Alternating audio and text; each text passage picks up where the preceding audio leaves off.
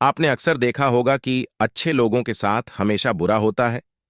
जानिए इस बारे में क्या कहते हैं भगवान कृष्ण।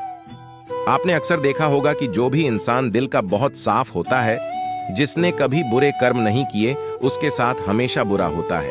मगर ऐसा क्यों होता है? अच्छे इंसान को ही क्यों बुरा वक्त झेलना पड़ सकता है? अधिकतर लोगों को इसके पीछे का रहस्य नहीं पता होगा। इसलिए आज हम आपको बताने जा रहे हैं कि ऐसा क्यों होता है।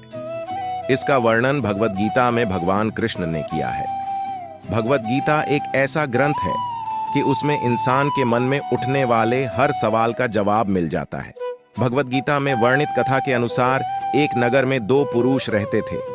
पहला व्यापारी जो बहुत ही अच्छा इंसान था, धर्म और नीति का पालन करता था, भगवान की भक्ति करता था और मंदिर जाता था। वह सभी तरह के गलत कामों से दूर रहता था। वहीं दूसरा व्यक्ति जो कि दुष्ट प्रवृत्ति का था, वो हमेशा ही अनीति और अधर्म के काम करता था। वो रोज मंदिर से पैसे और चप्पल चुराता था, झूठ बोलता था और नशा करता था।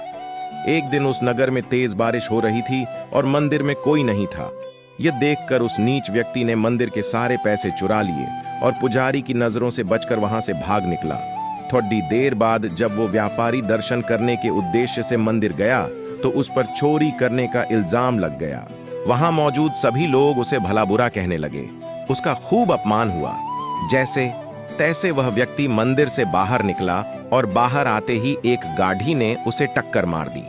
वो व्यापारी बुरी तरह से चोटिल हो गया। उसी वक्त उस दुष्ट को एक नोटों से भरी पोटली हाथ लगी। इतना सारा धन देखकर वह दुष्ट खुशी से पागल हो गया और बोला कि आज तो मजा ही आ गया। पहले मंदिर से इतना धन मिला और फिर ये नोटों से भरी पोटली। दुष्ट की यह बात सुनकर वह व्यापारी दंग रह गया। उसने घर जाते ही घर में मौजूद भगवान की सारी तस्वीरें निकाल दी और भगवान से नाराज होकर जीवन बिताने लगा।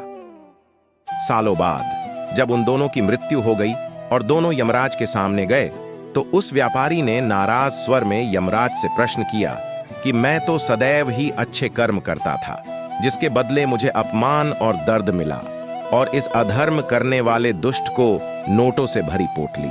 आखिर क्यों? व्यापारी के सवाल पर यमराज बोले, जिस दिन तुम्हारे साथ दुर्घटना घटी थी वो तुम्हारी जिंदगी का आखिरी दिन था, लेकिन तुम्हारे अच्छे कर्मों की वजह से तुम्हारी मृत्यु एक छोटी सी चोट में बदल गई। वही इस दुष्ट को जीवन में राजयोग मिलने की संभावनाएं थी, लेकिन इसके बुरे कर्मों के चलते वो राजयोग एक छोटे से धन की पोटली में बदल गया।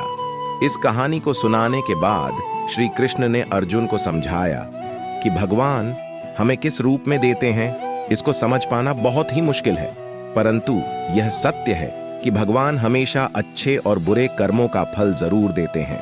अतः व्यक्ति को चाहिए कि जीवन में आने वाली परेशानियों जी घबराना नहीं चाहिए और व्यक्ति को सदैव अच्छे कर्म करना चाहिए, क्योंकि उसका फल किसी न किसी रूप में जरूर मिलता है।